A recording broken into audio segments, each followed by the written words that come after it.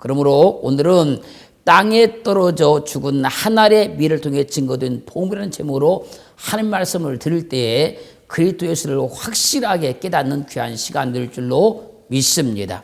첫 번째 한번 따라서 합니다. 왜 한 알의 밀이 땅에 떨어져 죽어야 하는가? 왜 한 알의 밀이 땅에 떨어져 죽어야 하는가? 요한복음 12장 23절로 24절 말씀에서 예수께서 대답하여 가라사대 인자의 영광을 얻을 때가 왔도다. 내가 진실로 너희에게 이르노니 한 알의 밀이 땅에 떨어져 죽지 아니하면 한 알 그대로 있고 죽으면 많은 열매를 맺느니라. 주님께서 십자가에 못 박혀 죽으실 것을 말씀하시며 인자의 영광을 얻을 때가 왔도다라고 말씀을 하셨습니다. 그래서 요한복음 12장 27절로 28절 말씀에서 지금 내 마음이 민망하니 무슨 말을 하리요? 아버지여 나를 구원하여 이 때를 면하게 하여 주옵소서. 그러나 내가 이를 위하여 이 때에 왔나이다. 아버지여 아버지 이름을 영광스럽게 하옵소서 하시니 이에 하늘에서 소리가 나서 가로되 내가 이미 영광스럽게 하였고 또다시 영광스럽게 하리라 하나님의 말씀이 들렸습니다. 십자가의 죽음을 앞에 두신 주님께서 지금 내 마음이 민망하니 무슨 말을 하리요? 아버지여 나를 구원하여 이 때를 면하게 하여 주옵소서. 그러나 내가 이 때를 위하여 왔나이다. 아버지여 아버지 이름을 영광스럽게 하옵소서 하시니 이 하늘에서 소리가 나서 가로되 내가 이미 영광스럽게 하였고 또다시 영광스럽게 하리라 하나님의 음성이 들렸어요. 그러므로 주님께서 초림으로 오신 것이 하나님께 영광을 드리는 것이며 주님께서 십자가에 못 박혀 죽으시는 것이 하나님께 영광을 돌리는 것입니다. 그리고 요한복음 7장 37절로 39절 말씀까지 보면요. 명절 끝날 곧 큰 날에 예수께서 서서 위쳐 가라사대 누구든지 목마르거든 와서 마시라. 나를 믿는 자는 성경 이름과 같이 그 배에서 생수의 강이 흘러나리라 하시니 이는 그를 믿는 자의 받을 성령을 가리켜 말씀하신 것이라. 그리고 지금 중요한 겁니다. 예수께서 아직 영광을 받지 못하신 고로 성령이 아직 저희에게 계시지 아니하시더라. 주님께서 초림으로 오신 것이 하나님께 영광을 드린 것입니다. 주님께서 십자가에 못 박혀 죽는 것이 하나님께 영광을 드리는 것입니다. 그러므로 주님께서 십자가에 죽어 영광을 받고 아버지께 영광을 돌리고 부활하셔서 하늘로 승천하셔서 아버지께 성령을 받아서 우리에게 부어주는 겁니다. 그래서 요한복음 7장 39절은 아직 주님께서 십자가에 못 박혀 죽지 않은 상태이니 아직 영광을 받지 못하신 그로 성령이 저에게 계시지 않았다 말씀하신 거예요. 그러므로 주님께서 한 알의 밀이 되어서 땅에 떨어져 죽어야 부활하셔서 하늘로 승천하셔서 성령 우리에게 보내주시는 거예요. 그리고 지금 말씀을 잘 드려야 됩니다. 한 알에 비해서 한 알, 이 말은요 코코스란 말인데 이 말의 뜻은 씨앗, 그러면 씨앗. 한 알에서 한 알은 씨앗이란 말이에요. 그리고 한 알의 밀, 이 밀이란 말은요 시토스란 말인데 이 말의 뜻은요 밀, 곡물 그런 말입니다. 그리고 땅에 떨어져. 이 땅이란 말은 잘 아는 대로 개란 말은 이 말의 뜻은요. 땅, 세상 그런 말이에요. 주님은 하나님의 독생자이니 땅에 떨어져 죽는 한 알의 밀알이라는 겁니다. 주님은 하나님의 독생자이시니 땅에 떨어져 죽는 한 알의 밀, 시토스라는 거예요. 그래서 성경 말씀하십니다. 요한복음 3장 14절로 16절 말씀이면 모세가 광야에서 뱀을 든 것 같이 인자도 들려야 하리니 이는 저를 믿는 자마다 영생을 얻게 하려 하심이라. 지금 잘 들으시면 하나님이 세상을 이처럼 사랑하사, 이 세상이 개잖아요. 땅. 하나님이 세상을 이처럼 사랑하사 독생자를 주셨으니 이는 저를 믿는 자마다 멸망치 않고 영생을 얻게 하려 하심이라. 그러므로 하늘의 씨, 밀, 시토스가 땅, 세상에 오셔서 땅에 떨어져 죽으면 많은 열매를 맺게 된다는 거예요. 그래서 주님은 말씀하십니다. 하늘의 밀이 내가 땅에 떨어져 죽지 아니하면 한 알 그대로 있지만 죽으면 많은 열매를 맺는다고 말씀하신 것입니다. 사랑하는 성도 여러분, 우리도 죄로 말미암아 죽었다가 주님의 십자가의 죽으심과 부활을 통해서 새 생명을 얻었습니다. 그러므로 요한일서 5장 2절은 증가합니다. 아들이 있는 자에게는 생명이 있고 아들이 없는 자에게는 생명이 없느니라. 두 번째, 한 알의 밀로 나헬이 죽음으로 태어나는 베냐민을 통해 증거된 복음. 한 알의 밀로 나헬이 죽음으로 태어나는 베냐민을 통해서 복음을 증거하는 거예요. 창세기 35장 16절로 18절 말씀까지를 가면요, 그들이 베델에서 발행하여 에브랏에 이르기까지 얼마 길을 격한 곳에서 나헬이 임살하여 심히 신고하더니 그가 난산할 즈음에 산파가 그에게 이르되 두려워 말라. 지금 그대가 또 등남하느니라 하매 그가 죽기에 임하여 그 혼이 떠나려 할 때에 아들의 이름을 베논이라 불렀으나 그 아비가 그를 베냐민이라 불렀더라. 야곱이 두 때의 복을 받아가지고 고향으로 돌아오는 길에 에브라 땅에 이르렀을 때에 나헬이 임산하여서 심히 지금 고통하면서 아들을 낳고 있는 거예요. 나헬이 난산의 고통에 견디지 못하면서 아들 낳으면서 외치는 겁니다. 베논이라. 그리고 숨이 끊어졌어요. 그것을 야곱은 베논이를 베냐민이라 했다는 거예요. 여기서 나헬이란 말은요, 나헬이란 말은 말 그대로 라헬인데 뜻이 뭐냐면 암양입니다. 암양.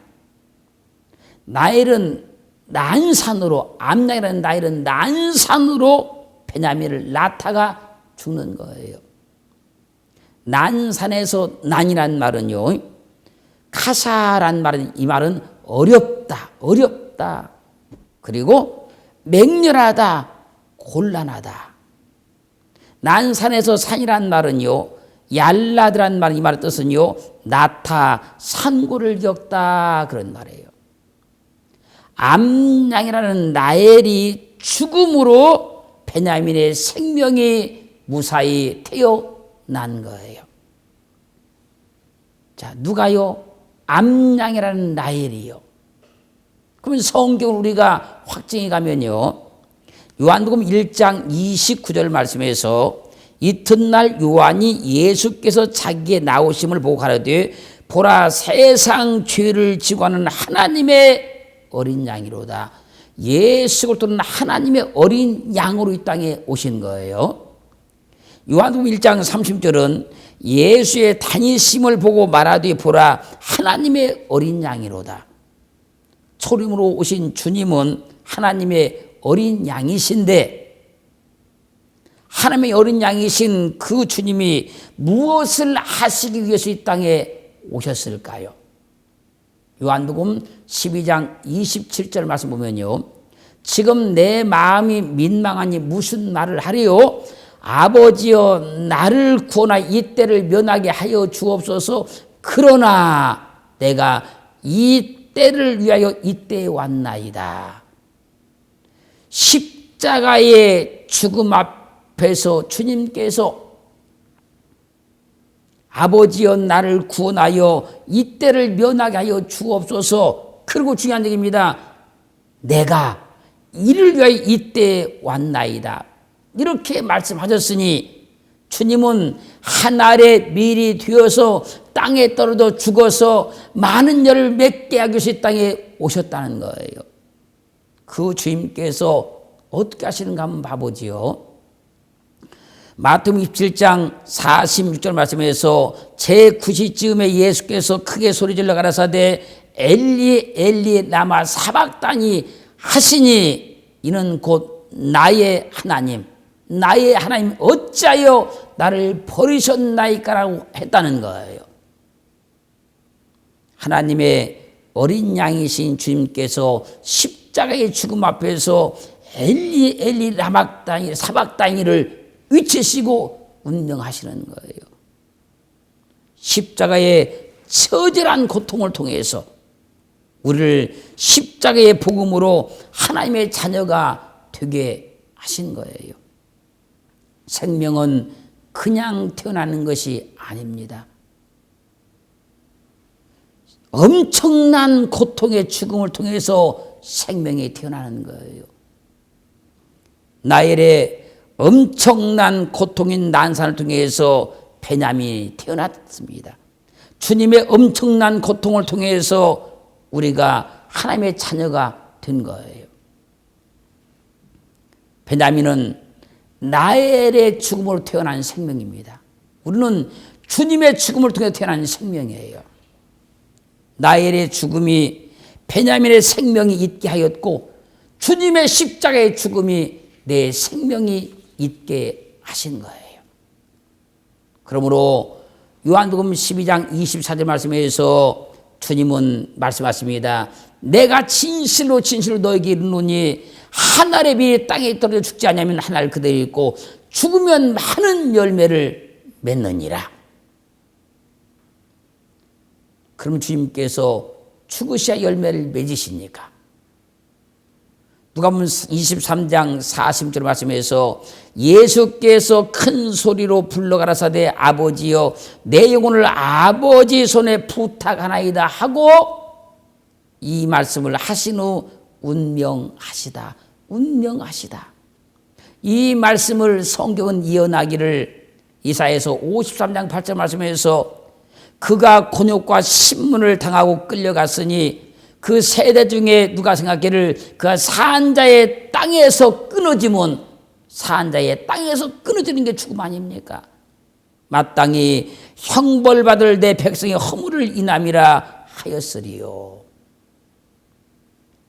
주님은 십자가의 처절한 고통을 이기지 못하고 죽으심, 운명하심으로 우리를 하나님의 자녀가 되게 하신 겁니다. 나엘이 한 알의 밀로 죽지 않았다면 베냐민의 생명은 없습니다. 주님께서 한 알의 밀로 죽지 아니하셨다면 우리의 생명은 없는 것입니다. 세 번째 한번 따라서겠습니다. 나엘이 한 알의 밀로 죽음으로 태어나는 베노니를 통해 증거된 복음. 창세기 35장 18절 말씀 보면요. 그가 죽기에 임하여 그 혼이 떠나려 할 때에 여기서 그는 누굽니까? 나엘을 말한 거예요. 그가 죽기에 임하여 이제 죽음이 가까이 왔어요. 그 혼이 떠나려 할 때에 아들의 이름을 베논이라 불렀으나 나엘이 난산으로 고통을 이기지 못하고 죽으면서 자신이 낳는 그 아들 이름을 베논이라 그랬다는 거예요.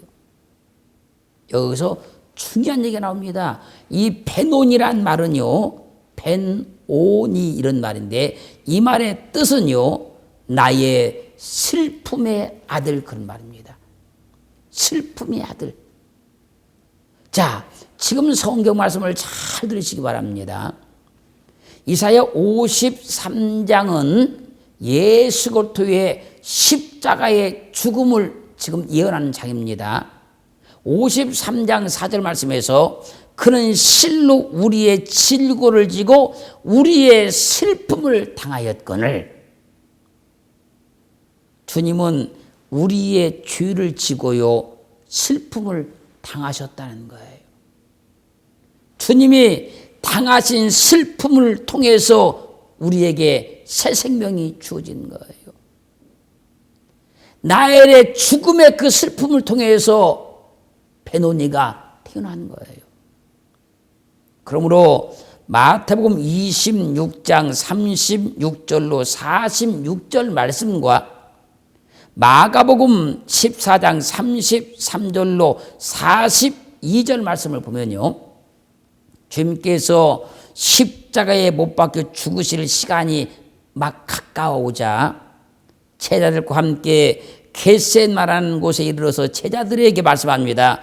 내가 저기 가서 기도할 동안에 너희는 여기 앉아 있으라 하시고, 베드로와 세베대의 두 아들을 데리고 가실새 고민하고 슬퍼하사, 고민하고 슬퍼하사. 베드로와 세베대의 두 아들에게 내 마음이 심히 고민하여 죽게 되었다고 말씀하십니다. 그리고 조금 나아가사 얼굴을 땅에 대시고 엎드려 기도하시기를, 내 아버지여 만일 할만하시거든 이 잔을 내게서 지나가게 하옵소서.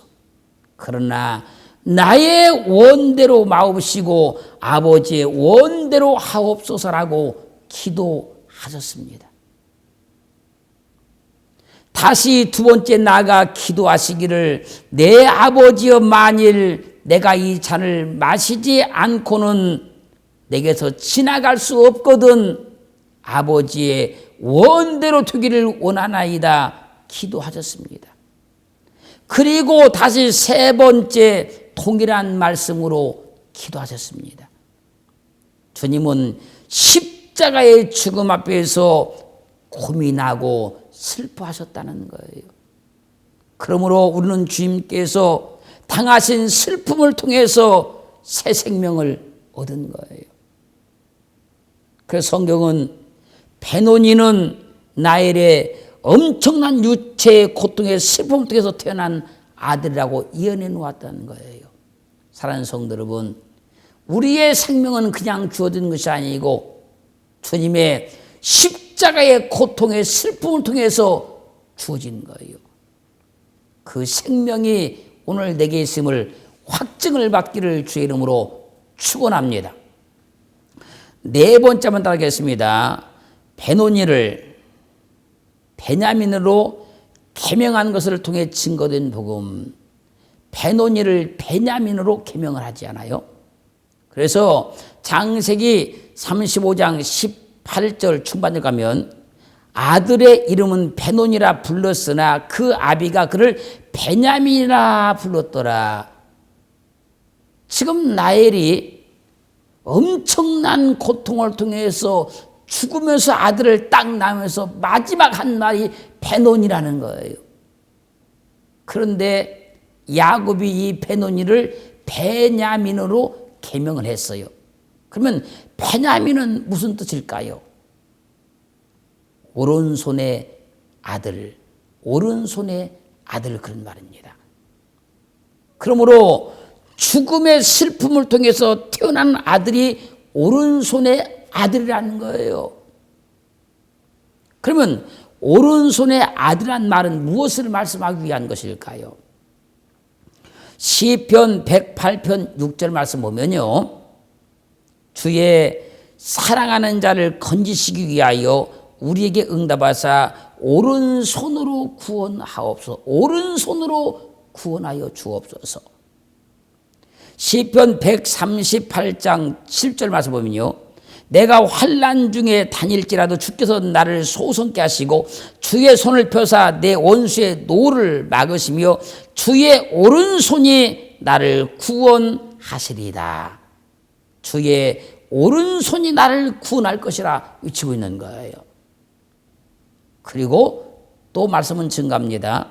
시편 100편 3절 말씀 가면 여호와 우리의 하나님이신 줄을 너희는 알지어다.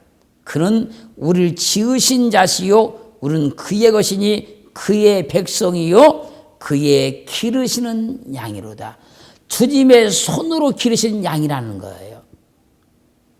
자, 이사야서 53장 6절은요, 우리는 다 양 같아서 그릇 행하여 각기 제 길로 갔거늘 여호와께서는 우리 무리의 죄악을 그에게 담당시키셨도다. 우리는 그 손의 양이고 그의 기르시는 양인데 우리는 다 양 같아서 그릇 행했다는 거예요.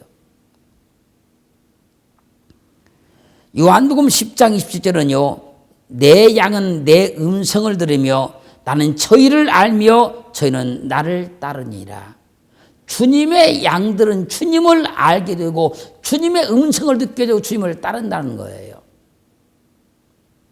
여기까지 말씀을 정리해 보면 우리는 분명히 주님의 기르시는 양이라고 하셨고 구원받은 우리를 향해서 그 손의 양이라고 말씀하셨어요. 자, 그리고 지금 말씀을 잘 들으시면 마태복음 25장 33절로 34절 말씀을 보시면요, 양은 그 오른편에, 양은 그 오른편에, 염소는 왼편에 두리라. 양은 오른편에 둔다는 거예요. 그때 임금이 그 오른편에 있는 자들에게 이르시되, 양은 오른편에 뒀잖아요. 그 오른편에 있는 자들에게 이르시되 내 아버지께 복받을 자들이여, 나와 창세로부터 너희를 위하여 예비해둔 나라를 상속하라. 양은 주님의 오른편에 두는 거예요. 자, 그런 말씀하십니다.